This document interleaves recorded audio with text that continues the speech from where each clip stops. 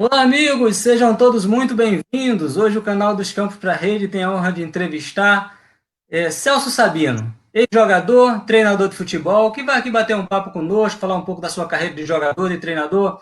Celso, é uma honra ter você aqui no nosso canal. Seja muito bem-vindo. Boa noite. Boa noite, Roberto. Boa noite a todos aí que estão ligados nesse excelente live que se fala de esporte, que se fala de modo em geral, de base, de formação, e é muito importante. Você é um cara muito inteligente e isso aí cativa as pessoas que realmente gostam do esporte. Maravilha, meu amigo. A honra é nossa de ter você aqui. Deixa eu só botar público aqui para que todos os nossos amigos possam ver a nossa live. E a gente vai bater um papo aqui sobre a sua carreira, falar de algo gostoso que é o futebol, né? Falar de esse esporte que é apaixonante. E, Celso, me diga uma coisa. Você começou, eu vi aqui que você começou. Você é um carioca que rodou pelo Brasil, esteve nos Estados Unidos. Eu queria que você começasse contando um pouquinho da sua história na base. Quais os clubes que você passou na base até se tornar profissional e depois a gente segue aí até para a carreira de treinador. Mas a base de jogador, em quais clubes você esteve aqui no Rio? Como é que foi o teu início? Roberto, a minha base, não sei se você deve lembrar, a gente deve ser quase a mesma idade aí. Quando criança, não sei se você lembra aí, quando tinha aquele quadrangular no Maracanã, que era Flamengo, Vasco, Fluminense, Botafogo, na época de Natal. A gente era criança. E eu fui fazer um teste e na hora me chamaram para. Isso eu estava no Vasco da Gama, estava fazendo. Meu pai me levou, inclusive a minha certidão original eu tenho ela perdida, ela ficou no Vasco, e era Flamengo, Fluminense, Vasco, Botafogo, era dente de leite, né, no Maracanã, lotado. Eu participei, não joguei, era muita criança, era muito jovem, e daí a gente começou a tomar gosto. Depois eu não fui aproveitado, né, nesse meio aí, e a gente sempre procurando um caminho, com aquela intenção de buscar alguma coisa na área do esporte. E eu fui para a Portuguesa da Ilha, vizinha aí da minha casa aí, fiquei Fiquei jogando aí nas categorias aí de base, era Zé Grande, falecido Zerildo. Zé Grande é um cara conhecido, muitos jogadores aí passaram por ele. Falecido, não sei se você chegou a conhecer, ouviu falar dele, foi um goleiro, foi um treinador que revelou muitos jogadores para o futebol brasileiro, de time pequeno, a portuguesa, aí, muitos. E bom sucesso. E no bom sucesso eu tive a felicidade de jogar com várias pessoas aí, vários jogadores que depois viraram, como o Maurício, do Botafogo, o gol do título 89, parceiro meu, e a gente sempre estava junto, sempre andava junto, de vez em quando ele vinha na ilha comigo. E aquele tempo que a gente passava, que era Roberto, era bem apertado, né? Tipo, você saía de casa, de família pobre, uma hora você tinha o dinheiro da passagem, outra hora você não tinha. Muitas vezes eu só com dinheiro de ida não tinha volta, mas eu falei, Deus vai me ajudar que eu vou. E eu voltava no calote, aquela situação que você fica atrás do ônibus ali, quando o ônibus passava 3 vezes, 3 pontos próximo da minha casa. A hora que a porta abria, eu descia. E o trocador já me conhecia, ele falou assim, ó, só não deixa eu te olhar, eu vou abrir a porta aqui, você desce voado e nem olha para mim, não. E era assim, entendeu? Uma hora tinha, uma hora você não tinha, mas a gente estava sempre lá, naquela esperança, naquele sufoco. Isso não foi só comigo, não. Eu conheço várias histórias de jogadores nessa situação. Que você tinha para ir, porque se você tirasse o dinheiro que seu pai te desse, era o pão do amanhã. Você está entendendo? Eu tenho 4 irmãos, era o pão que tinha que comprar amanhã, eu dei para o meu filho ir treinar, e isso aí a gente, já novo, já tinha esse pensamento. Mas, graças a Deus, a gente foi indo. Aí eu joguei com a Ataíde jogou no Sport, jogou no Botafogo, joguei com Ailton. Delacy, ex-Flamengo, volante. Então foi uma época muito boa do Bom Sucesso, uma safra muito boa. E daí eu fui caminhando. Você se tornou profissional mesmo no Bom Sucesso? Você Não, subiu não, para... não, me tornei profissional mesmo, foi no Mato Grosso. Ah, tá. Você jogou Foi nas no Mato categorias do Bom Sucesso. Aí você roda o Grosso. Brasil, você vai para Mato Grosso, pode Rodei falar. depois. Aí Eu, foi para Mato Grosso. Qual foi o clube lá, ou quais os clubes lá em Mato Grosso? o clube que eu joguei lá, você sabe lá que os dois times fortes lá em Cuiabá é misto, e na época era misto e operário, de Várzea Grande. Hoje não, Isso. hoje é o Dourado, que é o que está por cima hoje lá. E na época era isso. Aí eu fui para o Barra do Garças, é uma cidadezinha no Vale do Araguaia. Eu estava jogando numa cidade no interior de Goiás, aqui próximo, aqui a 140 quilômetros, e o pessoal me viram jogar e fizeram um convite para conhecer a cidade e me apresentar ao pessoal lá se de repente eu tinha interesse. Aí, claro, logicamente eu aceitei e fui. Já chegando, joguei uma segunda divisão, num time chamado Santos, de Barra do Garça também. E logo depois eu fui para o Barra do Garças para disputar a primeira divisão, onde eu fui vice-campeão mato-grossense no ano de 1988. E eu fui considerado o melhor lateral esquerdo do ano. Maravilha. Deixa eu só dar boa noite aqui. Tem aqui o meu sobrinho lá do Rio Grande do Norte, está aqui dando boa noite. Ele com a esposa Isa, Josivan com a esposa Isa. Diz que o programa é super legal, dá parabéns. E é isso aí, rapaz. Sejam todos muito bem-vindos, venham interagir conosco, venham participar dessa live. Aqui a gente fala de esporte, fala de futebol, fala de situações vividas. Você colocou uma coisa aí, ô Celso, que a maioria hoje está um pouquinho melhor, porque o garoto começa a se destacar um pouquinho, geralmente ele já tem um empresário ali para bancar, dar uma ajuda de custo, o clube também já começa a dar uma ajuda de custo, mas o que acontece? Muitos e muitos craques de futebol não tinham realmente dinheiro para pagar uma passagem. Essa que você falou aí, eu não sou carioca, eu sou do Rio Grande do Norte, mas vim para o Rio em 1991. Eu tentei ser jogador no América, fiz o teste, meu irmão conseguiu para eu ficar um mês fazendo estágio, olha só, no América, que ainda era lá no campo do Andaraí, em Vila Isabel, onde hoje é um shopping, e eu fui lá, fiquei para fazer um mês, infelizmente não consegui passar. E eu morava muito pertinho do estádio do Andaraí. Mas os Tijuca. garotos que os garotos que vinham de Madureira, os garotos que vinham de longe, era nessa situação que você falou. A maioria realmente tinha o dinheiro de ir, mas não tinha de vir. Ou realmente não tinha para fazer um lanche. Minha situação também, financeiramente, era a mesma coisa, só que eu morava pertinho, tá? Eu morava muito perto. E, infelizmente, não consegui, já estava com a idade um pouquinho avançada, mas é legal que você rodou o país. Então, vamos só falar um pouquinho mais aí. Você, por exemplo, foi para Mato Grosso. Você também jogou no futebol paulista? Você chegou a jogar em algum clube do estado de São Paulo? Eu tive no Esportivo de Guaratinguetá, eu fiquei mais ou menos uns 40 dias. Na época lá o goleiro era o Abelha, o Abelha é um muito conhecido aí, e me levaram, eu era bem jovem, que eu falo assim, comparando ao pessoal que trabalhava, eu era bem jovem. Então eu cheguei na cidade, me levaram para a diretoria, conversar com o presidente, e logo à tarde me botaram para treinar. E na época me botaram como estavam precisando de um ponteiro esquerdo. Eu sempre fui um jogador de perna canhota, eu só tenho perna canhota, eu não tenho direita. Então, tipo assim, eu batia muito bem na bola. A minha perna esquerda era um tanto de uma virada de uma situação para outra, um tiro direto. Eu batia bem na bola. E a primeira bola que eu bati, eu fui bater um escanteio. Eles estavam me observando.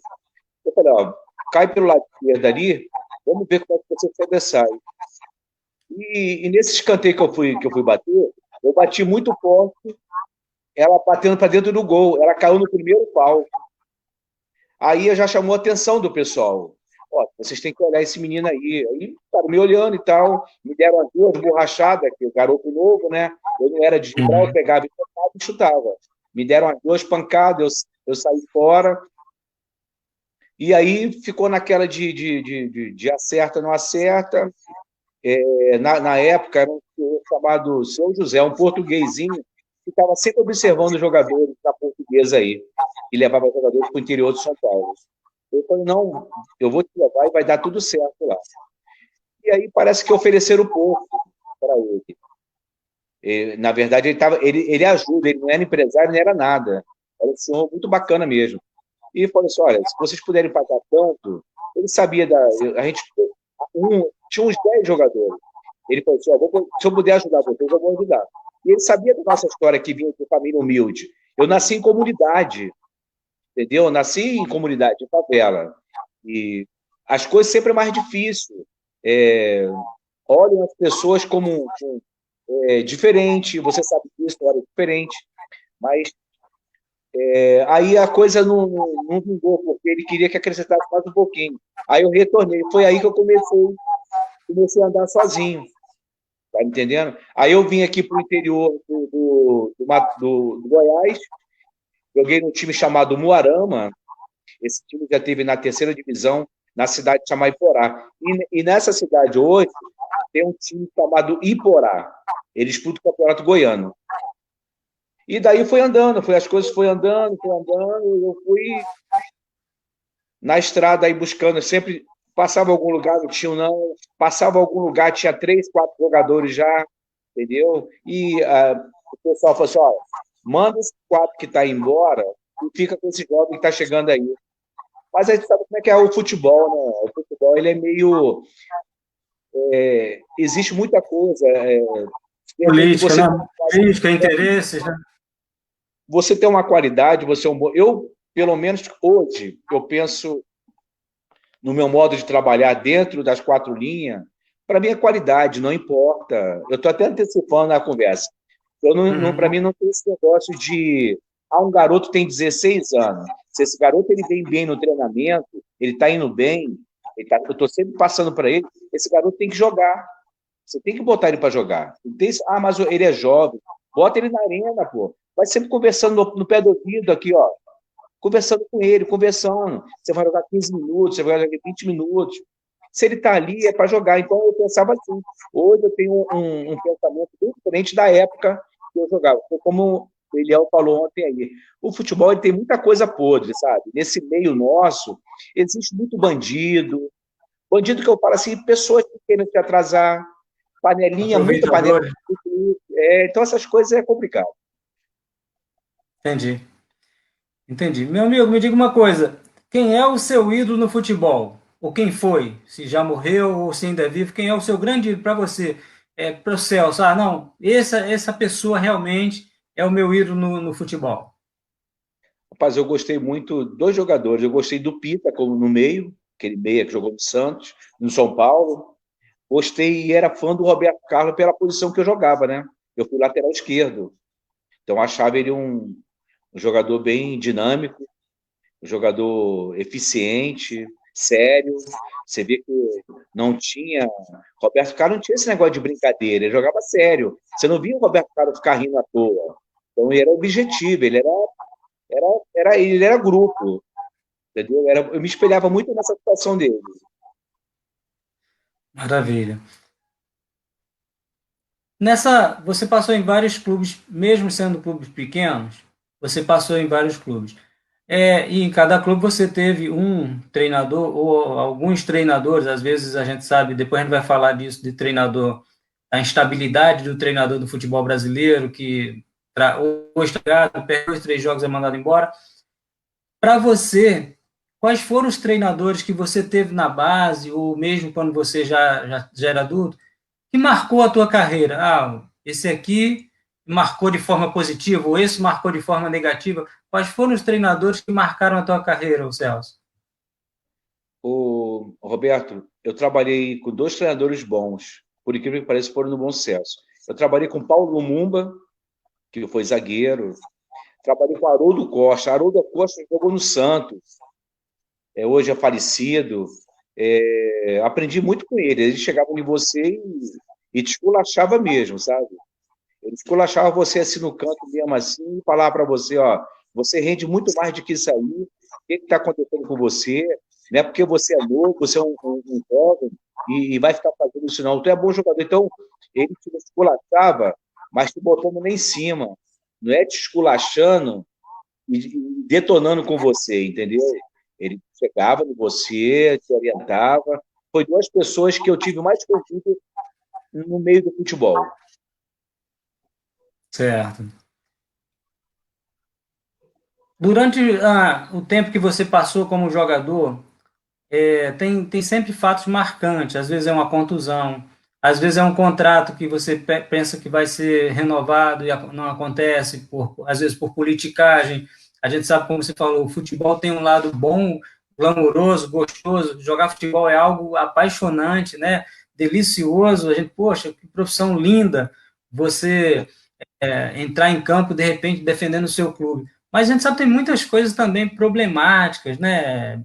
Treinador, com colega de time, salários que não recebe, uma série de situações. Durante o seu período de jogador, qual foi um fato marcante que você possa falar para a gente? Pode ser positivo ou negativo. Ixi, rapaz.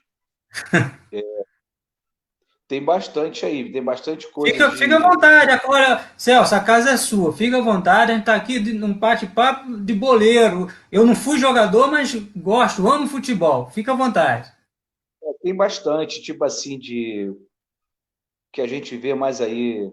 é, Você combina um salário e esse salário vai te pagar X e vai te pagar uma parte por fora. Essa parte por fora você pode esquecer, você não vai receber nunca. Entendeu? Então é melhor você pedir uma hipótese. Você vai fazer um contrato, você pede 50 mil para o cara fazer, ó, eu te pago 30, você já vai perder menos. Ó, tipo, vamos fazer um contrato de 20, eu te dou 5 e fica o restante por fora aí. Então você tem que pedir alto. Teve duas situações assim, né? Teve uma que eu, infelizmente, não recebi nada e depois deu falência. Eu fui um pouco meio azarado, não fui da sorte como o Eliel falando ontem nessa situação, não, sabe? Uhum. E não tenho vergonha de falar, não ganhei dinheiro no futebol. E na minha melhor época mesmo, eu já estava, na época que eu estava nesse time de Barra do Garças, foi uma da fase muito boa, eu estava muito bem, e teve a oportunidade de eu ir por Vila Nova de Goiás, eu fui convidado, mas eu não sei, a gente já fica um pouco diferente de tanta coisa, sabe? E eu preferi. Eu acho que eu parei até novo, eu acho que eu parei com 27 anos, cara. Entendeu? Eu parei com 27 anos, mas cheio de saúde, nunca tive sim um probleminha bem rápido na perna direita, e isso aí não me atrapalhou, mas o que mais me atrapalhava era a hora desse tal do contrato, entendeu? Que quando você sabe que você vale um valor, não é o que eles. E isso aí era a gente apaixonado a gente de comunidade, querendo vencer, querendo jogar. Eu pensava assim, nossa, se eu jogar naquele time ali, eu vou arrebentar, eu tenho certeza disso. Mas aí na hora que ia falar nos valores aí, eu dei muito azar, dei muito azar. A gente vê, talvez você não tenha tido a sorte de ter um empresário forte, porque a gente vê jogadores fracos, medianos, ganhando muito dinheiro. E jogadores, não vi você jogar, mas pelo que você fala, acredito que você tinha talento. E jogadores bons, muitas vezes, que não conseguem dar sequência na carreira porque não tem um empresário. E jogadores muito fraquinhos, ganhando 200, 300 mil por mês, jogadores que no time de pelada que eu jogava seriam reservas, pode ter certeza. Porque tem muita gente aí no Campeonato Brasileiro da Série A, meu amigo, que é um Deus nos acuda, que está ali, está ganhando muito dinheiro, mas por sorte ou por um empresário muito bom. Você falou que parou mais ou menos com 27 anos. Você, pelo que eu entendo, ser um apaixonado pelo futebol também. Como Sim, foi, sim. como foi para você reconhecer, não, a partir de amanhã eu estou pendurando as chuteiras como jogador profissional? Porque tem jogador que acaba entrando em depressão, tem jogador que acaba, não sei o que vou fazer, porque toda a minha vida eu tentei, eu fui jogador de futebol e agora eu não tenho uma profissão. Como é que foi para você o dia que você, não, hoje eu tenho consciência que a partir de amanhã não sou mais jogador profissional de futebol? Foi problemático? Você encarou numa boa? Como é que foi?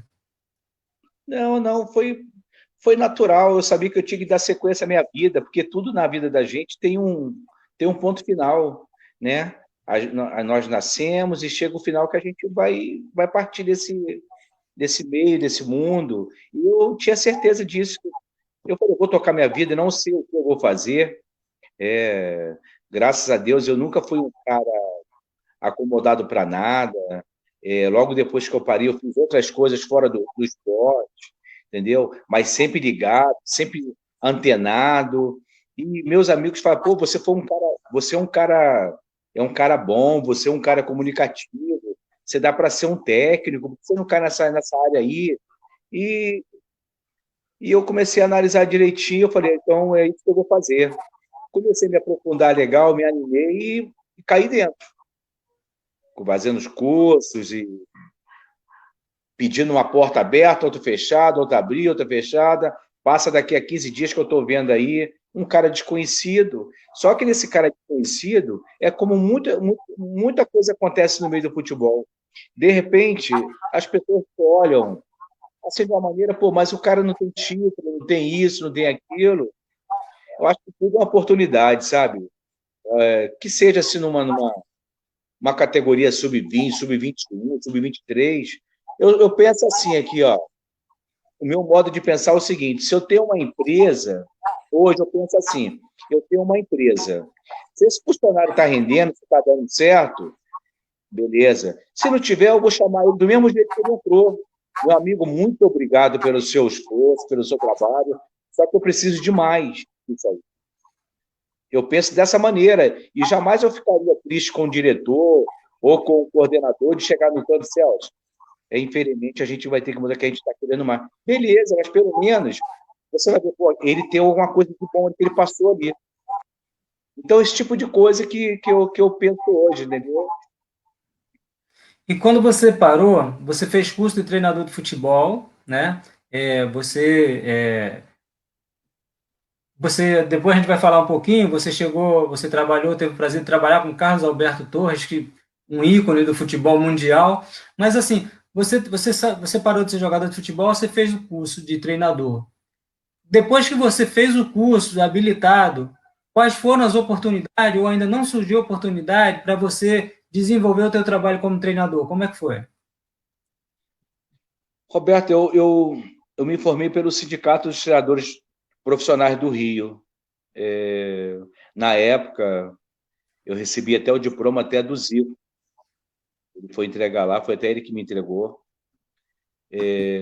Depois que foi uma semana, foi lá na URCA, esse curso, e depois que eu estava com o diploma na mão, que eu estava ciente do que foi feito, do que foi a palestra, os comentários de várias pessoas ligadas ao futebol, gente forte, Parreira, Zagallo, muitas pessoas, sabe, campeão, tetracampeão. E eu comecei, depois com aquilo na mão, eu comecei a cutucar. Eu sou um cara meio entrão nessa parte, de pedir. Eu não tinha vergonha de pedir, entendeu? Eu sempre tive humildade, mas eu chegava e pedia. Eu falava, me preparei agora para treinador, gostaria de uma oportunidade, e você ia numa porta, não, outra não, outra não, outra não. Então, abriram uma porta para mim, no Caxiense, na terceira divisão. Eu comecei como treinador de goleiro, que ele estava, na verdade, só tinha um treinador, e eu fiquei fazendo treinador de goleiro, auxiliar técnico, sempre ligado com o treinador. E graças a Deus, esse trabalho foi bacana. O do Caxiense, na época, situação precária em termos de dinheiro, os jogadores chegavam em mim, eu ficava com pena, é onde eu estou te falando essa vida de atleta que luta pelo sonho, sai de casa com o dinheiro que a mãe dá e não tem para voltar. Então, chegava um ou dois, chegava meu professor, quebra um galho aí, com todo respeito aí. você não tem um dia da minha passagem para me voltar, não? Eu falei, sem nenhum. Eu falei, pô, cara, eu posso até te ajudar, sabe por quê, irmão? Eu não tenho nem contrato aqui no clube ainda. Eu não tenho nada aqui ainda. Mas toma aqui, ó. Pô, tem R$ 3 aqui, 5 pratos aqui. Aí dividia ali, dava mais 3, dividia para os 3 e ia embora para casa. Eu ficava com pena, que eram bons jogadores. Aí na minha cabeça vinha o quê? Eu falei, tá vendo? São jogadores que querem vencer na vida e tinha qualidade. Esses jogadores, logo um ano depois, pararam. Entendeu? Então, esse tipo de coisa assim que a gente vai vendo no meio do futebol que. Mas foi bom, foi uma experiência boa, meu trabalho foi reconhecido, muita gente lá, poxa, que bacana o seu trabalho, nunca teve isso aqui não e tal. Eu estou aqui para trabalhar, para se encaixar, porque a partir do momento que você está na atividade, é que eu falo para todo mundo, seja onde você for, você vai estar sempre sendo observado, seja por uma situação boa ou ruim. Então faz o seu café com leite ali, entendeu? Alguém está te olhando. Ó, tem um careca lá no Duque Caxiense lá, ele bate bem na bola, tava vendo ele batendo no goleiro lá bom, inteligente, tem ele age de uma maneira diferente dos que já passaram aqui, e foi bacana. Logo depois disso aí que começou a abrir as portas para mim, mas isso devido aos meus contatos, de ficar pedindo, ligando para me dar uma oportunidade, e assim foi. Certo. Aí, depois do Caxiense, você hoje trabalha num projeto, né? Eu também tenho aqui um questionamento sobre esse projeto. Uma pergunta retórica. Qual é o treinador que você mais admira? Qual o treinador, seja brasileiro ou seja no futebol mundial? Esse treinador aqui é o que eu admiro, eu gostaria de ter meu trabalho pautado, parecido pelo menos com esse trabalho.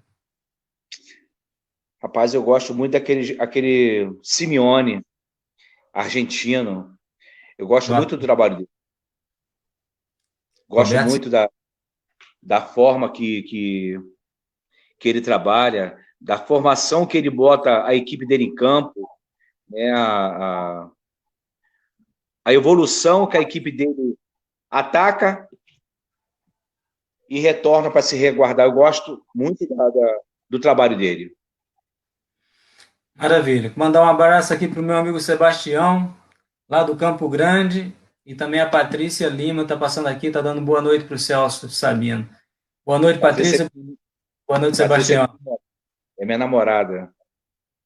Maravilha. Sejam bem-vindos, podem comentar, fiquem à vontade, façam perguntas, vamos interagindo, vamos falando aqui de futebol com Celso Sabino. Celso, aí você vai para os Estados Unidos, você tem experiência de trabalhar, fazer clínicas de futebol com o Carlos Alberto Torres, o Capita, um ícone do futebol mundial. Eu não o conheci, mas diziam que era uma pessoa sensacional. Jogador e como treinador, indiscutível. Mas e a pessoa do Capita ali que te deu ali a oportunidade de fazer clínicas de futebol com ele? Fala um pouquinho dessa experiência, meu amigo. Roberto, você deve entrevistar vários jogadores ainda aí. A maioria conhece o Carlos Alberto, conheceu, né? Todos vão falar bem dele. Carlos Alberto ajudou muita gente. Se você tem histórias aí de muitos jogadores que ele ajudou muita gente. E comigo não foi diferente. Quando eu estava em Norte Carolina, eu vou te contar mais ou menos como foi a história dos Estados Unidos. Eu estava num local em Miami, eu morava em Miami. Conheci Você lembra da VASP, o senhor Canhedo, dono da VASP?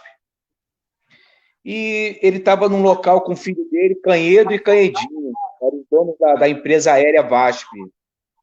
E aí, falando de futebol, eu estava num cantinho assim, aí ele olhou para mim, você é brasileiro? Eu falei, sou brasileiro do Rio de Janeiro, Ilha do Governador.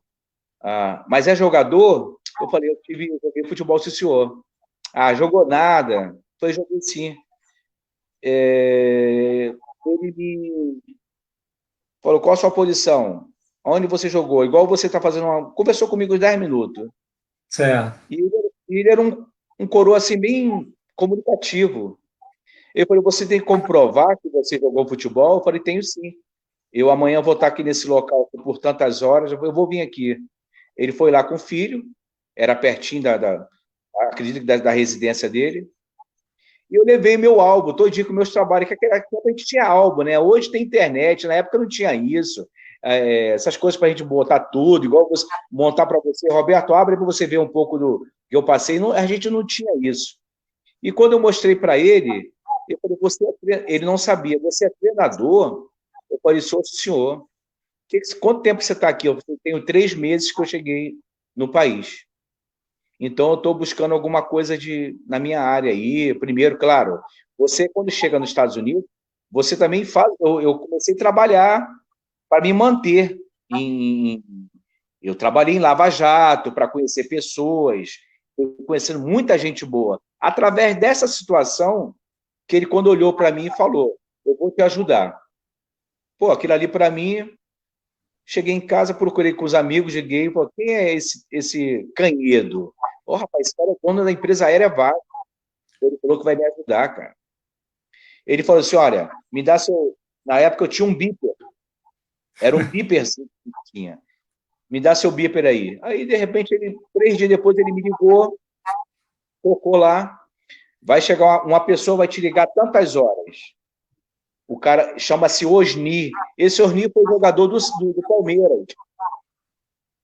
Ele foi jogador do Palmeiras. O que aconteceu? Ele me ligou, ele era dono de uma Brazilian, ele tinha mais ou menos uma área lá com 4 campos, ele tinha um complexo. E me ligou, Celcinho, quem me passou seu telefone foi o senhor Canhedo. Eu viajo muito com ele. Você quer trabalhar comigo? Eu te pago tantos dólares por semana. Eu falei, pô, é o meu sonho. Um dia depois, chegou lá a bolsa com agasalho, os tickets da passagem, e eu fui para Norte Carolina. Dali eu comecei a me expandir no meu trabalho. Foi nesse trabalho de clínica, viajando, ficava 5 dias, 6 dias em Chicago, Texas, Alabama, Louisiana, Orlando. Eu conheci o Carlos Alberto. Então, nessa situação aí, a gente se conheceu na hora do almoço, e ele perguntava para mim como fosse hoje. Ele chamava a gente de Celcinho. Celcinho, como é que é seu inglês? E eu tímido, né? Pelo respeito de estar do lado daquela pessoa ali, eu tinha muito respeito por ele. Então eu ficava todo meio acanhado, ele falava assim, pô, descontrai aí, não fica assim não, pô. Fica na boa, descontrai aí. Eu falei, não, eu tô na boa. Eu falei, pô, o senhor para mim foi chamava de senhor. O senhor para mim foi um ídolo. Aquela levantando a taça, aquilo ali foi... A gente era criança, pô. Entendeu? Então ficou marcado. E eu do lado dele. Eu falei assim, ó, fica tranquilo, muitas pessoas chegam aqui, 0 de inglês. Você vai trabalhar comigo, eu sou coordenador. Eu vou botar 18 jogadores num campo para você. Então você vai trabalhar, gesticula 10 minutos antes, o grupo vai ficar na sua frente e você vai gesticular. Cabeceio, perna esquerda, perna direita, right, left, mata no peito, esquerda, direita, matou, tocou. Eles vão te observar, porque o americano, ele gosta de aprender. E quando ele quer aprender, eles ficam concentrados. Very good, coach, very good, coach. Aí você, né, fazendo baixada na cabeça, 1, 2, 3, sem cair, eles querem fazer aquele ali também. Então, através dessa situação aí, a gente foi se comunicando, e claro, sempre no quarto estudava um pouquinho, pelo menos o simples, né, que era um boa noite, boa tarde, obrigado, essas coisas a gente foi pegando. Mas eu fui 0 para lá, mas mesmo assim eu fiz um trabalho bacana, ele me ajudou muito mesmo, sempre ele terminava os treinos, eram 10 treinadores, todos ex-jogadores. Eu trabalhei nessa época com o Luiz Antônio, que foi campeão pelo Bahia, foi treinador do Bahia, trabalhei com o Betão, que foi jogador do Cruzeiro, todos eles treinadores, entendeu? O mais menos rodado era eu, mas era o cara que ele mais estava comigo. Não sei se é porque eu estava mais interessado, eu estava querendo vencer, querendo realmente me expandir no que eu estava fazendo. Mostrar para ele que eu não estava ali para passeio, que eu não era um turista, eu queria mesmo trabalhar. Sensacional. Então, ele Sensacional. foi um cara muito bom para mim. E assim que ele... Você lembra quando ele... Você é flamenguista. Olha como é que são umas coisas. Você lembra quando ele assumiu o Flamengo? Não, de verdade não lembro. Então, ele estava em Miami. Celcinho, eu vou embora, devo ficar alguns dias no Rio e devo voltar daqui a uns 15 dias. Mas eu tenho algumas propostas do Rio lá no Brasil para ver. Eu falei, legal, boa sorte, professor. Ele falou para mim assim, lembra como foi isso hoje? Se amanhã você for para o Rio, me procura. Esse aqui é meu telefone particular, só dou para os amigos mesmo. E, na verdade, o número dele, o celular dele, envolve a Copa do Mundo, envolve tudo ali. É uma coisa bem íntima dele. Eu não dou para ninguém, eu vou dar para amigo. Mas se você quiser trabalhar comigo amanhã, é só me ligar, vai para o Brasil, que você vai trabalhar comigo. E logo depois ele assumiu o Flamengo. Sensacional. É. O Roberto Silva está aqui. Ele falou que o Roberto Silva é um enciclopédia, um jornalista. Ele falou que foi em 83 e acabou campeão brasileiro. E mandar um abraço para o Francisco Dantas, Jontas Dantas, Sebastião e Roberto Silva, está sempre conosco. Abraço, obrigado, Roberto. Tamo junto, boa noite a todos. Vamos tocando o barco. Porque, Roberto, nessa época, eu estava recém-chegado aos Estados Unidos. Na mentalidade minha que eu tenho hoje, se ele tivesse falado assim, ó, se você pensar em ir embora amanhã, você me procura no Brasil que você vai trabalhar comigo. E eu falei, professor, eu tenho que fazer mais uma graninha aqui. Eu preciso fazer o dinheiro, estou recente aqui e tal. Preciso evoluir um pouquinho na minha carreira. Mas ele foi embora e a gente estava sempre, todo sábado, quando ele estava concentrado, mesmo no Flamengo, ele ligava para mim, como é que está o trabalho aí, Celcinho, está tudo bem? Rapaz, eu ficava com vergonha de atender o telefone dele, por respeito, entendeu? O telefone tocava, eu ficava com vergonha de falar com ele. Eu falei, não acredito, o homem quer falar comigo. Né? Não sei se você entende, mas eu fui um cara um pouco nesse meio, eu não sou tímido, mas eu ficava um pouco tímido pela personalidade dele, o respeito dele. Um cara que jogou no Cosmo, um cara que era respeitado pelo mundo todo. Você não tinha ideia, nos Estados Unidos, como ele era um Pelé nos Estados Unidos. Entendeu? Então, ele do meu lado aqui, assim, eu até te mandei uma foto, aí eu acho que você viu, ele do meu lado, ele me abraçava e saía, sabe? Ele contando as histórias dele com Pelé, e várias outras pessoas, e outros jogadores também que eu trabalhei, como Teodoro, que jogou no São Paulo, também contava a história do Carlos Alberto no Santos, do Pelé no Santos, essas histórias aí.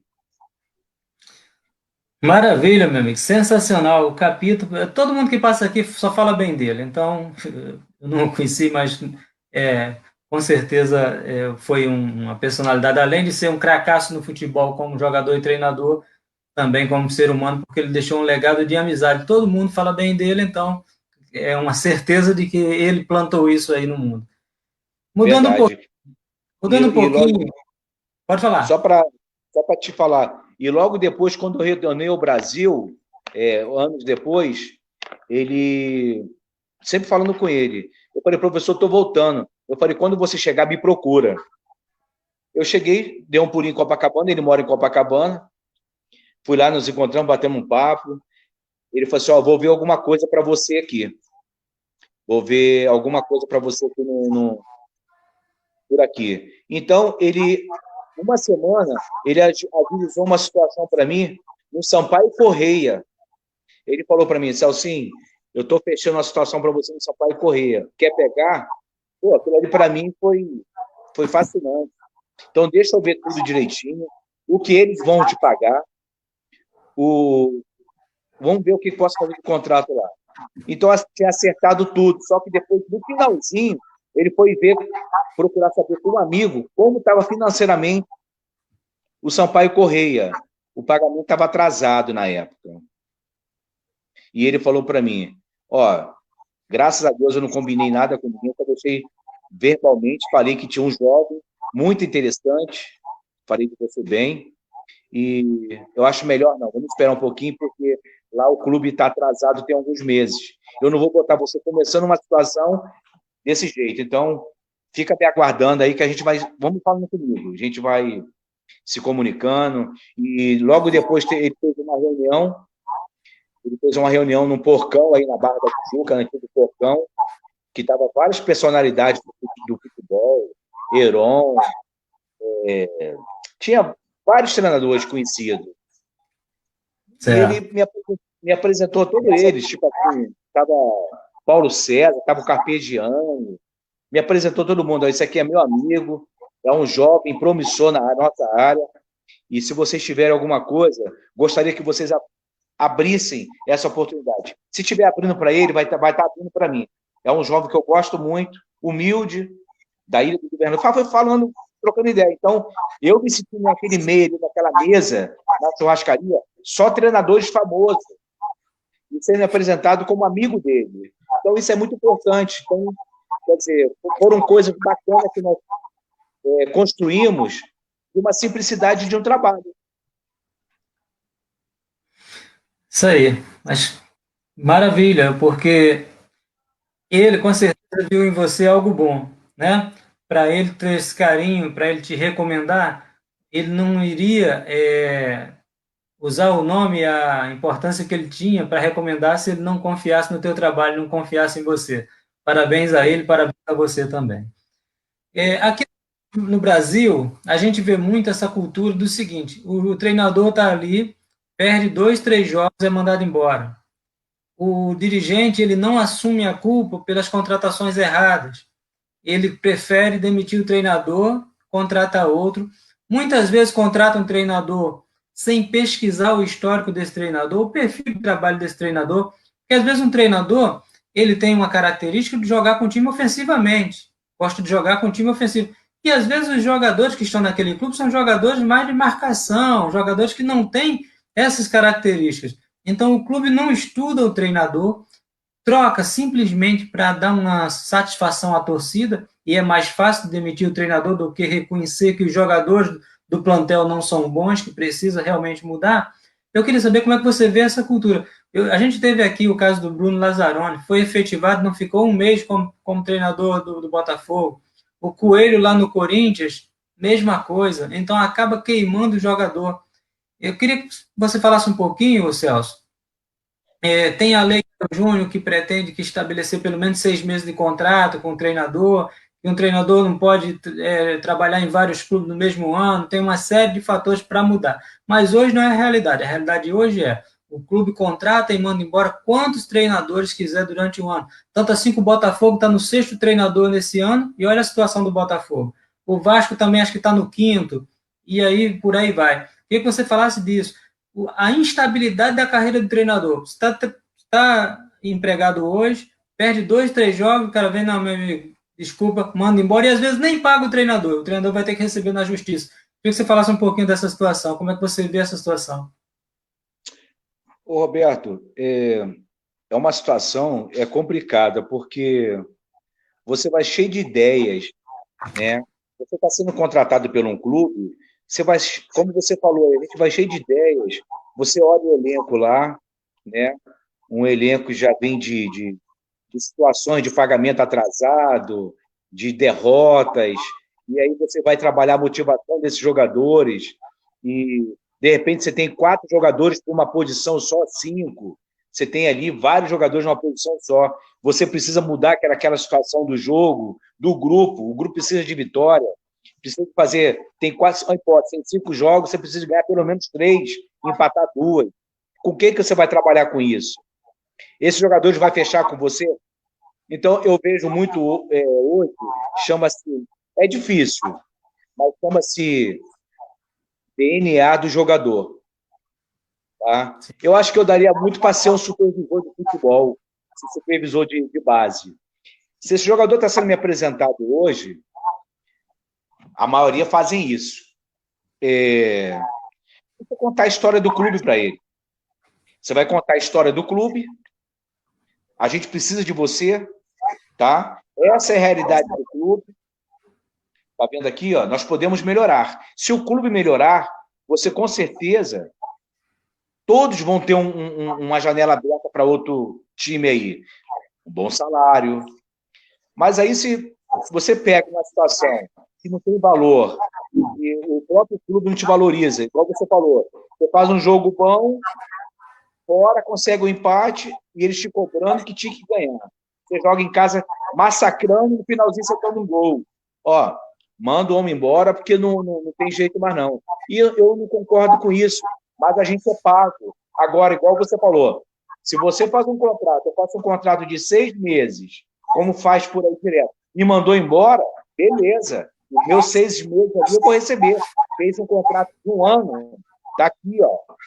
Vai me pagar todo mês 1 ano até terminar isso aí. Eu acho sacanagem isso. Infelizmente, é uma coisa, a gente chama, infelizmente, está uma cultura do futebol brasileiro. O time vai mal, o treinador é quem acaba perdendo. Por que não mandar embora, demitir ou fazer o impeachment do presidente que contratou mal, que administrou mal o clube também, né? O treinador, infelizmente, acaba sendo sempre penalizado. Como é que você vê como é que você vê, Celso, o futebol brasileiro, o futebol sul-americano comparado com o futebol europeu? O último título de um time sul-americano foi do Brasil em 2002, vai para 20 anos agora. A Argentina ganhou em 86, o Uruguai, a última Copa que o Uruguai ganhou foi em 50. E o futebol europeu foi evoluindo muito. E o sul-americano, no meu modo de ver, foi ficando um pouquinho para trás. Aquela habilidade, o gingado do futebol brasileiro, a gente tem perdido, aí não tem tantos craques como tínhamos há 20 anos, e eu queria te perguntar exatamente isso. Como é que você vê hoje, por exemplo, para a próxima Copa do Mundo, o futebol, as seleções da europeia são as grandes favoritas, ou você acha que Brasil, Argentina, outra seleção sul-americana pode chegar e vir a ganhar esse título? E a disparidade, se há essa disparidade que eu estou falando ou não, se há mais ou menos um equilíbrio entre o futebol da América do Sul e o futebol europeu? O futebol europeu está na frente, com certeza. A gente ainda precisa ter um pouquinho mais de humildade, sabe? Pensar em fazer que o povo volte a fazer aquilo de novo, que é chegar um jogo do Brasil, você organizar os amigos, fazer um churrasco, ter prazer de fazer isso. A gente não vê mais isso. A gente não vê mais isso. Gente, o jogo é hoje, o patrão vai liberar todo mundo tantas horas para casa, vamos fazer um churrasco e fazer aquela bagunça. Você não tem... o Brasil está jogando. E eu não sabia, não. Quanto está o jogo? 0-0. Brasil vamos botar aí, e Honduras. Isso, não existia isso. O que acontece? Eu acho que precisa ser levado mais a sério. Porque dessa maneira que eu acredito, do jeito que está aí, a gente vai ficar... Tá difícil para você levantar um caneco de novo, viu? Para você ter prazer de ver aí um Romário jogar, um Ronaldo fenômeno, entendeu? Jogadores... Hoje você não vê vibração nenhuma. Aqui, ó, os caras... Pô, eu sou careca. Então você vê os caras toda hora olhando pro telão lá, ó, né? Arrumando a cabeça. Que isso, cara? Que isso? Verdade. Não existe. Então a gente fica pensando assim, pô, vamos jogar sério, vamos buscar grupo, vamos fazer isso aqui, vamos à luta, vamos fazer o nosso futebol brasileiro. Tudo bem, não é você quebrar 1, 2, 3, 4 caras, não. Eu não concordo com isso. Igual você acabou de falar aí. Pô, 1, 2 dribles, beleza, mas sempre objetivo. Você vai voltar para trás, pô. Deu um corte, começa aquele negócio, tum, tum, tum, e outra coisa. Se trabalha muito lateralmente, de um lado para o outro, do lado para o outro, do lado para o outro, do lado para o outro. Jogou essa bola no meio, retorna para trás de novo. E começa a tocar. A finalidade de tudo disso aí que a gente espera é gol. Você pode marcar. O time do Flamengo tem posse de bola lá em cima, mas perdeu o jogo do Fluminense. Aqui, ó, o Fluminense fechado aqui assim, ó, fechado. Quem que vai passar aqui? Só se você dá um tiro. Quem vai passar aqui, ó? Eu só tenho um time, estou ganhando. Eu fecho ele aqui, ninguém entra, não. Eu fecho dessa maneira aqui, ninguém entra, não. Ainda mais contra o Flamengo, ó, deixa eles vão trabalhar a bola lá atrás para buscar a gente. Toca para a direita, para a esquerda, toca do volante, começa o Gerson, fica rodando ali, rodando. Entendeu? Não é como antes. Eu penso dessa maneira. Eu acredito que está complicado, viu? Complicado. E o seu projeto aí? Fala do seu projeto aí. É um projeto com futebol masculino e feminino? Nos dê aí um conhecimento do seu projeto, ô Celso. Ô, Roberto, antes de vir para cá, eu estava no futebol paranaense. Eu estava no Arapongas, terceira divisão. Vou só contar essa história bem rapidinho para você aí. Esse time Fique à aí, vontade. esse time disputou a terceira divisão. Lá tem um estádio, o Arapongas tem um estádio na cidade lá, que muitos clubes pelo Brasil não têm. Infelizmente, a diretoria que estava lá era muito sem vergonha. Então, eles já foram campeão do interior, entendeu? Já foram campeão do interior. É um time de massa, a torcida é apaixonada. Nós já estávamos praticamente na segunda divisão.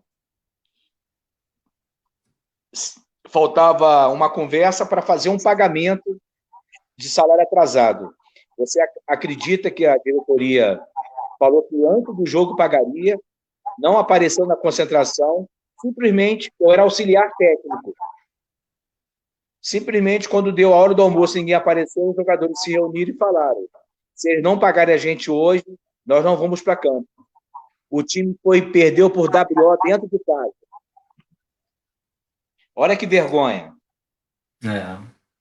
Quer dizer, você na segunda divisão, o Campeonato Paraense é muito bom. Segunda, primeira divisão é excelente, campos bons. Já ia entrar dinheiro. Então, cara, eu saí dali bem desanimado com o futebol, viu, cara? Para falar. Esse foi um dos motivos que eu vim parar aqui. Porque você comentou uma situação aí. Hoje, mesmo aqui na cidade, nesse projeto, eu trabalho aqui com o seguinte: toda a formação aqui, um time da cidade, aqui nós temos um time semi-profissional. Eu falo porque eu já rodei bastante lugares aqui. É um time regional que disputa a região aqui do Sudoeste, mas os campos, as equipes, contrata-se jogadores. Esse ano agora que começou, não. Contrata-se 5, 6 jogadores, pagam eles. Tem treinamento. Eu dava treinamento aqui, quando eu cheguei, como time profissional. Então, a maioria são trabalhadores.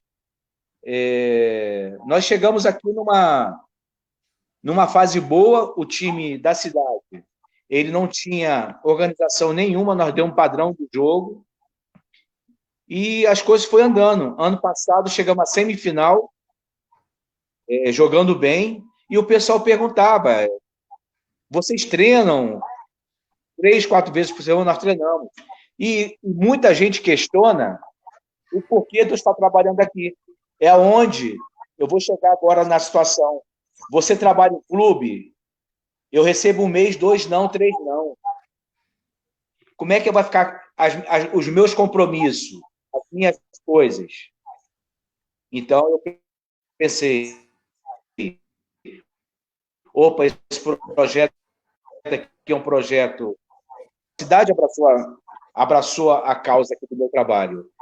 E eu cheguei, fui apresentado ao prefeito, ele me perguntou: olha, eu queria que você fizesse isso aqui. E graças a Deus as coisas andaram. Então eu trabalho com criança aqui de 6 anos até 18, depois o time principal. Trabalho com o time feminino também, né? Salão, futebol society. E agora esse ano eu vou formar um grupo de futebol de campo. 2 ginásticos para mulheres também, que é um funcional. E a gente abraçou essa situação toda. Então, para esse ano, a gente tem muita coisa boa para fazer. Nesse mesmo projeto aqui, fui convidado para trabalhar no ano retrasado, no Imperatriz do Maranhão. Depois, quem assumiu lá foi aquele Kobayashi, Paulinho Kobayashi, parece. Isso. Antes dele, eu fui convidado para assumir o time lá. Mas eu estava nesse contrato. Aqui eu tenho uma empresa, o nome da minha empresa é Brazilian Soccer Talent. Eu tenho CNPJ, eu sou um prestador de serviço. Mas nisso aí está todo mundo me olhando no meu trabalho. Então, questiona. Pô, mas por que você está aí nesse projeto e não está no clube? Entendeu? Então, é uma situação que a gente fica seguro. Hoje é segurança. Não importa quanto que você ganha. Se eu ganho X, beleza, eu tenho seguro. Eu sei que tal dia eu posso pagar os meus compromissos e arcar direito com a minha situação. Mas a gente está sempre ligado no futebol aí, as pessoas parabenizando e falando, você tem alguma ideia de sair daí? Se apareceu a proposta? Claro que sim, pô. É isso, eu acho que vai dando visibilidade ao teu trabalho. E as pessoas, esse reconhecimento, uma hora uma porta vai se abrir, com a graça de Deus, eu creio muito em Deus, falo sempre de Deus, uma hora a porta vai se abrir e você vai deslanchar aí. Isso eu espero e desejo que aconteça com você. Eu vi que você tem os garotos que saíram do seu projeto que estão em alguns clubes, não é isso? Você tem como falar um pouquinho disso? Deixa eu te falar antes. Essa empresa minha, Brazilian Soccer Talent, eu viajei em muitos lugares no Brasil fazendo clínicas de futebol. Como funcionava? De repente, você aí no Rio tem um grupo de 22 jogadores.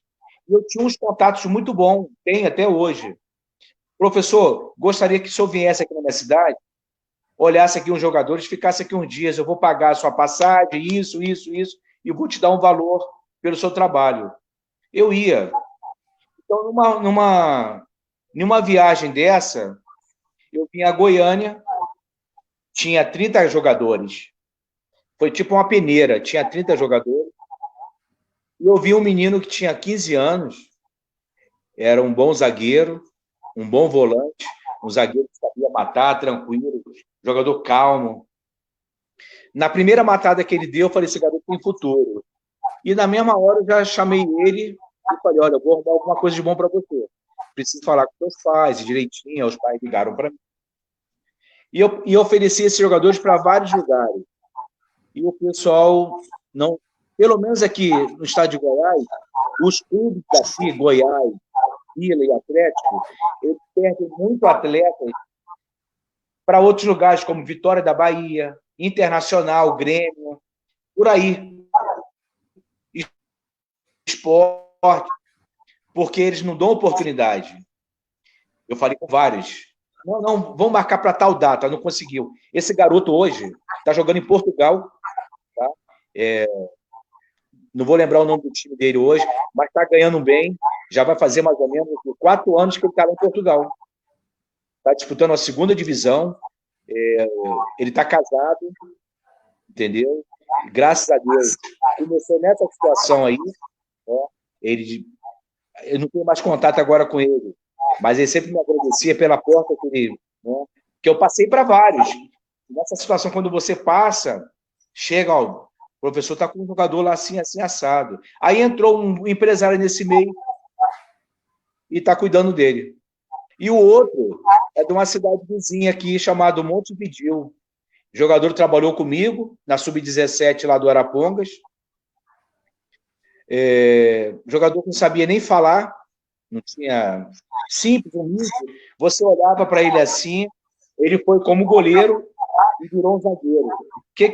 Finalizando, ele hoje está no Fluminense, ele foi campeão pela Sub-17, campeão carioca ano passado, e hoje está na Sub-20 do Fluminense. Chama-se Denis, zagueiro. Foi eu que descobri há pouco de nada. Há pouco de nada. Um jogador de muito futuro, se ele levar a sério e não desviar para outras situações, é um jogador de mercado de Europa. Para você ver que o empresário dele não é um cara simples. É o D10, é o D20, que é o Deco ex-Fluminense. Então, para você ver como é que funciona. Igual a esse, tem muitos atletas de muito estado. Professor, o senhor está onde? Eu queria trabalhar com o senhor. Até você explicar para ele que eu estou no projeto, aí fica difícil. Não, mas eu vou para aí, mas aí eu não vou poder te ajudar. Entendeu? Porque se eu estivesse disputando uma competição, logicamente eu formaria um timaço, que seja sub-17, sub-20, sub-23, ou até mesmo uma terceira divisão profissional. Isso é só pegar o celular e você vê o cara querendo, professor, eu só quero me arrumar um salário mínimo, um lugar para dormir e comer. jogadores de qualidade, mas as pessoas não abrem a porta para ele. É muita gente, o Celso, muitos bons jogadores ficam pelo caminho por falta de um apoio. E muitos jogadores ruins acabam chegando muito longe, tomando vagas de outros que mereciam estar lá pelo talento, mas que teve exatamente isso, alguém, um empresário, alguém que deu um apoio para eles poderem seguir. Você trabalha na base. Como é que você vê? Porque a gente fala muito, aqui a gente entrevista vários jogadores, e a gente vê hoje o futebol brasileiro muito robotizado. Não tem mais. Raramente a gente vê um garoto driblador. Um garoto driblador, são poucos. A gente não vê mais aquelas arrancadas. Tudo bem, você falou, vai passar por 4. Não, um Denner da vida, lembra? Denner passava por 6, 7 e fazia o gol. Ronaldinho Gaúcho, Ronaldo Fenômeno. Romário não era tão driblador, mas era aquele homem finalizador. Hoje a gente tem no brasileiro o Neymar que tenta lá fazer diferente. E os outros é o feijão com arroz. Tocar de lado, passar, cruzar, são aqueles fundamentos básicos. Mas falta no futebol brasileiro, e eu acho que isso tem que vir da base de novo, aqueles garotos ousados. O futebol que se torna ousado, o garoto que vai para cima, que faz uma jogada diferente, que improvisa. E aí a gente vê, às vezes eu acompanho alguns projetos de base aqui do Rio de Janeiro, e o garoto dá um drible, o treinador para e fala assim, não é para fazer isso, você tem que pegar e tocar e passar. Não, eu acho que o garoto, principalmente quando está na base, tem que deixar ele evoluir na característica dele. Se ele é um garoto habilidoso, a gente, como você falou, a gente viveu aí, a gente acompanhou o futebol da época de ouro. A gente viu um ponta, como ponta esquerda João Paulo, driblava 3, 4. Mauricinho, hoje a gente não vê no futebol brasileiro, não tem mais isso. A gente vê Júlio César Origueri. Júlio César, a gente sabe, a gente via o futebol, eu entrevistei Sérgio Araújo, cracaço, poxa, hoje a gente não vê, hoje a gente vê aquele futebol robotizado, pegou e tocou, pegou e tocou. Você que trabalha a base, você que tem esse projeto, você acredita que o futebol brasileiro está perdendo aquela ginga, aquele improviso, e por quê? Ou não, você acredita que ainda tem, e eu que de repente estou me posicionando com o meu ponto de vista diferente. Porque eu vejo o futebol brasileiro empobrecendo de craques, de jogadores que façam diferença. É muito do mesmo, e poucos diferentes. Eu queria que você falasse um pouquinho aí da base, se isso é um problema da base ou não. Eu concordo com você também.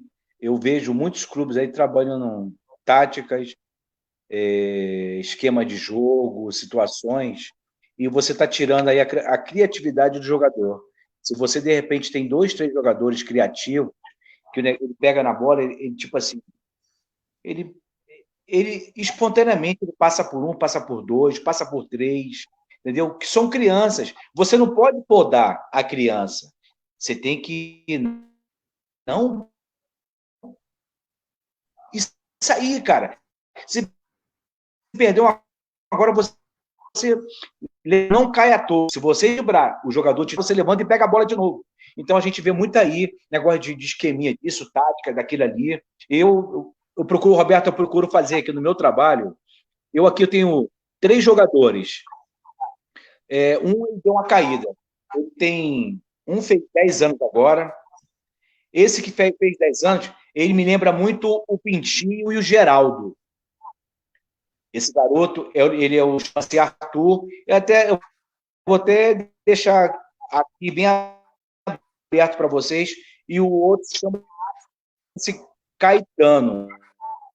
Tem 11 anos, perna canhota. É um menino que chuta igual o homem quando pega. Inteligente. São 2 melhores fluminenses para ser observado depois. Aí, um garoto, um escurinho assim, talentoso demais. Então, é um talento que a gente não pode perder. Você está me entendendo? Então, tipo assim, eu converso muito com ele, converso com o Caetano.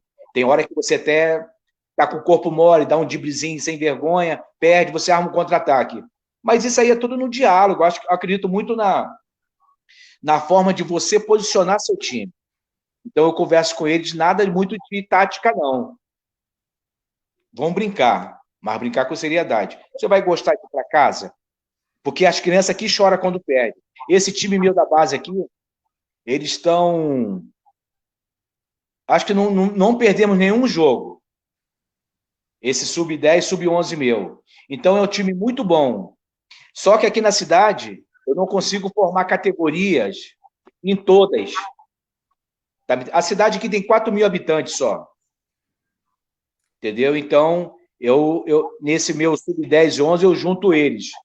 Mas esses 2 jogadores, eles vão vingar. Entendeu? Então, a oportunidade que a gente tem aí de tentar levar ele para o Fluminense. E eu estou trabalhando muito eles, não só eles, como todos. Se aquele ali está bem assim, está cru ainda, motivar ele. Não, você vai chegar lá, cara.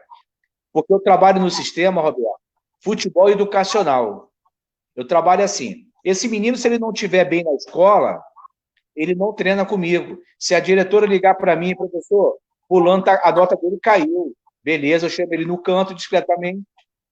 Ó, você vai ficar 15 dias em casa, você vai mexer no mais precioso da criança, que é o futebol. Ele vai para casa, vai voltar, só vai voltar daqui a 15 dias. Aí você vê aquele menino lá na arquibancada, no finalzinho da tarde, já tinha estudado, olhando lá, bem triste, pensando assim, poxa, por que eu estou aqui? Eu não podia estar estudando direito? Quer dizer, ele é o Neymar da vida do campo. Mas, na verdade, o meu trabalho fundamental é a formação educacional dele. É formar um cidadão do bem, porque se ele não virar jogador comigo, ele vai ser um agrônomo, ele vai ser um veterinário, ele vai ser um advogado, ele vai ser um médico. É dessa maneira que eu trabalho. Entendeu? O futebol ele é um complemento aqui, passo tudo que tem que passar de bom para eles, entendeu? Eles me obedecem, são meninos todos super ligados, mas a formação, a minha meta, mais ou menos, foi coisa que não aconteceu comigo. Você está entendendo? Eu saía igual louco atrás do futebol mesmo, queria fazer um teste ano passado, ia para outro, né? Assim, como você comentou, hoje tem empresário. Então, tem várias pessoas que a gente está sempre em contato. Eu falo, pega esse menino. Esse mesmo que eu tenho 10 anos, são famílias humildes, muito humildes, que querem vencer na vida. Então, professor, aquele negócio do Rio não vai dar certo, não? Falei, calma, cara, se prepara aqui primeiro, deixa comigo que eu estou arrumando. Então, Amém. tipo assim, mesma coisa é uma categoria sub-17. Eu tenho 2 jogadores também que dá para ser observado no time. Só que a idade deles não é mais essas coisas. E com essa idade, você já tem comendo a bola, você sabe disso, tem que estar voando. E já tem jogadores de 17, 18 anos no time principal. Então, o pessoal do Inter, os contatos que eu sempre estou falando, eles falam comigo assim, professor, quanto mais novo, melhor. Esse garoto, eu vou fazer uma fusão com ele. Salão, campo, campo, salão. Então, é o meu foco, mais ou menos, é nisso aí. Aí vem o time feminino, vem o time principal e envolve tudo isso aí. Maravilha. Me diga uma coisa, meu amigo. Essa pergunta. Tem alguma pergunta aqui, um assunto que eu não abordei, que você queira falar? Fica à vontade aí, o que você achar que deve ser colocado, fica à vontade. Roberto,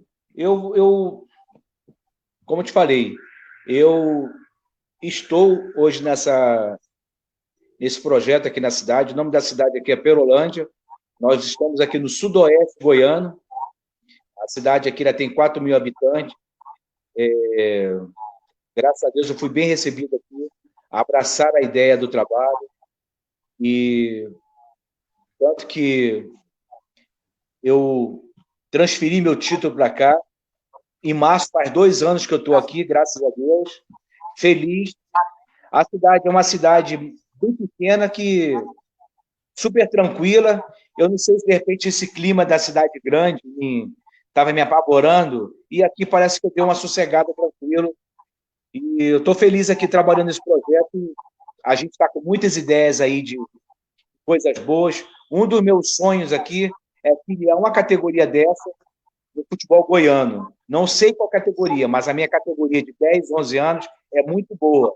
Eu acho que daria um resultado bom para a cidade. Deus abençoe. Dê tudo certo, meu amigo. Estarei na torcida. E estarei aqui sempre à disposição, o que você quiser colocar, o que adiantou, a gente vai se falando aí, vai interagindo, falando nas redes sociais, falando pelo WhatsApp. Agora a internet nos possibilita muitas facilidades, né? Trouxe muitas facilidades para a comunicação. Então a gente vai se falando. Assim, queria que você deixasse aí um recado. Você foi guerreiro, viveu aí no futebol, tentou em vários clubes, jogou em alguns, teve dificuldade, como você falou, mas você foi guerreiro, você foi um vencedor, você chegou a trabalhar com Carlos Alberto Torres, que é para poucos, e ter o reconhecimento, ter a amizade dele, com certeza isso é muito gratificante, foi muito gratificante para você, e agora está nessa jornada aí, trabalhando com a base, com projetos, muito louvável, parabéns mesmo. Queria que você deixasse um recado para a garotada que pretende, eu sempre faço isso no final, qual o recado que você que vive nesse mundo da bola, deixa aí para a garotada que pretende ser atleta profissional, seja meninos, meninas, hoje a gente tem que dar apoio ao futebol feminino, que no Brasil ainda não tem esse apoio, queria que você deixasse aí um recado para essa garotada, Celso. Beleza, só vou te falar uma coisa que eu esqueci aqui. Eu também trabalhei com o Carlos Galhardo, um colombiano,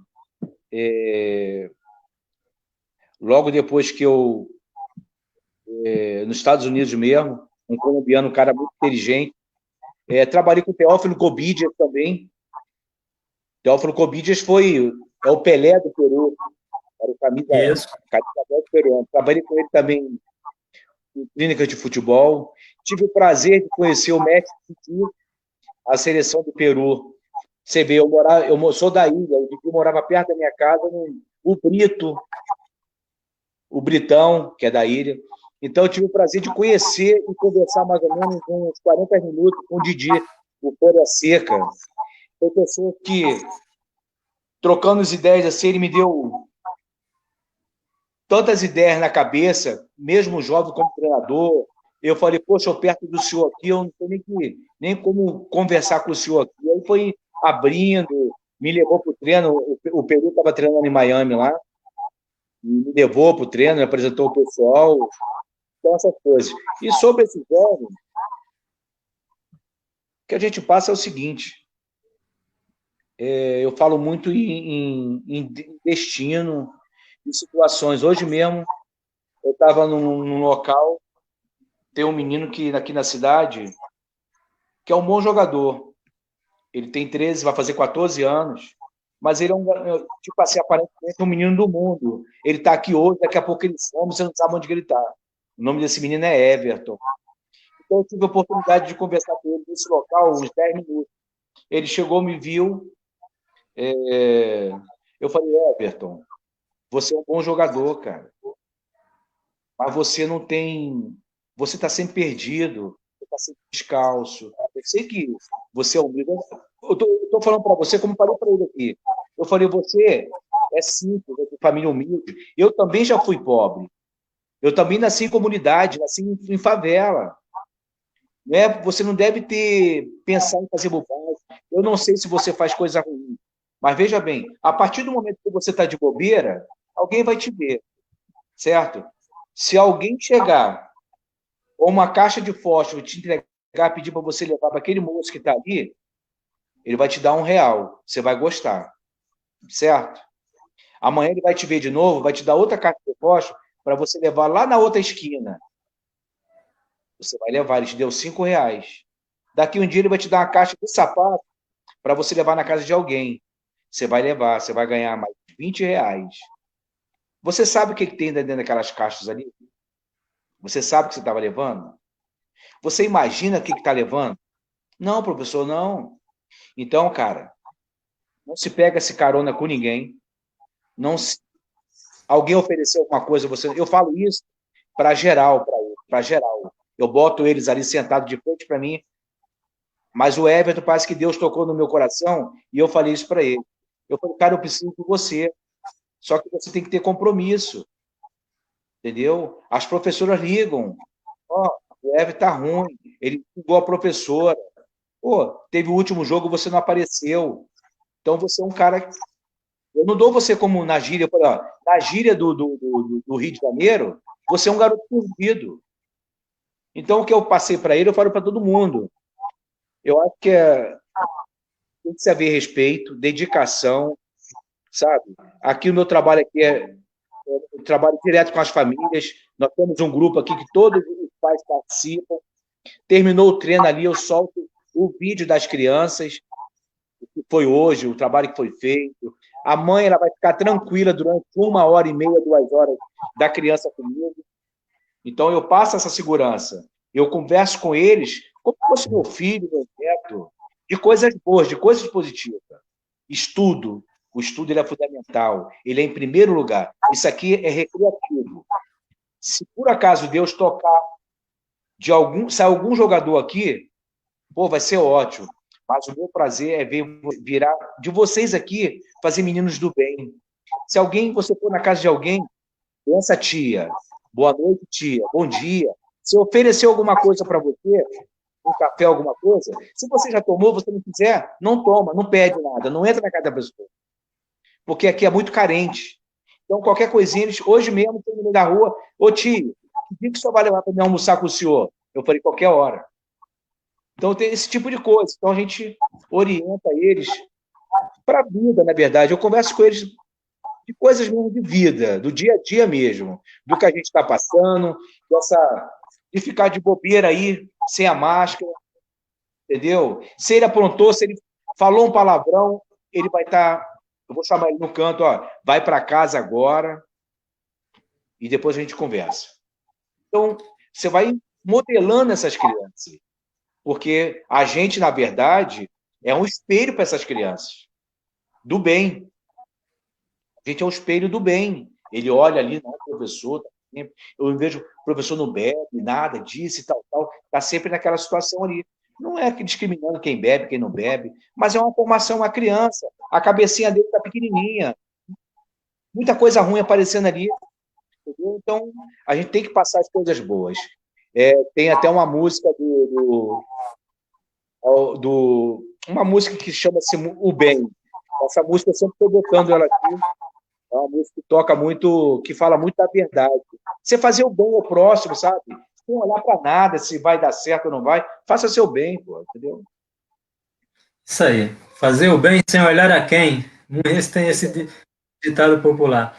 Maravilha, meu amigo. A gente está chegando na live e, assim, os teus ensinamentos muito legais, o teu conselho para a garotada muito legal. A tua história de vida, porque você insistiu, persistiu, foi longe, teve com grandes craques, grandes ícones do futebol brasileiro e mundial. Parabéns, parabéns mesmo. Parabéns por esse trabalho aí, que pode formar atletas, Deus abençoe que sim, mas está formando cidadãos, cidadãos do bem. Então, eu só tenho que te agradecer. A educação, como você falou, o ensino, fundamental, fundamental para a sociedade. O Brasil perece por não ter uma educação boa, por ter educação que ainda faz segregação, principalmente agora com o advento aí da internet. Tem muita gente que não tem acesso ainda a uma internet boa, e para estudar online vai ser complicado.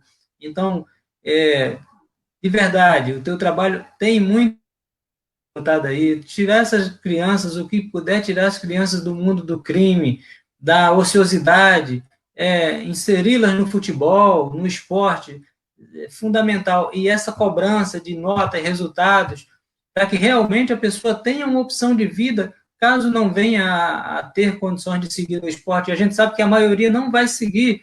O esporte é um funil para chegar a ser jogador profissional, é um funil muito apertadinho, que a maioria não vai passar nesse funil, mas que essas crianças possam seguir suas vidas trabalhando, tendo uma profissão. Então, o teu trabalho é sensacional.